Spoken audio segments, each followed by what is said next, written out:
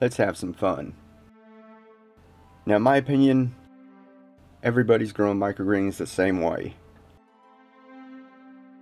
It's like everyone thinks that everything's been figured out, and that's the only way to do it. When the truth is, there's many ways to do just about anything. Now, I want you to grow a lot of microgreens all the time. And doing it the same way, over and over, tends to get a little boring. So why not have some fun?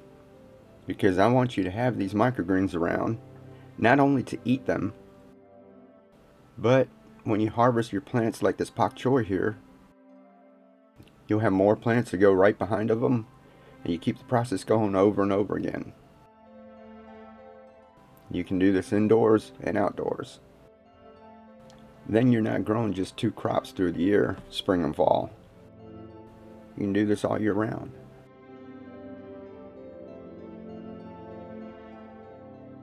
So just because everyone says to do things one way, don't be afraid to explore different ways. And have fun and keep on growing.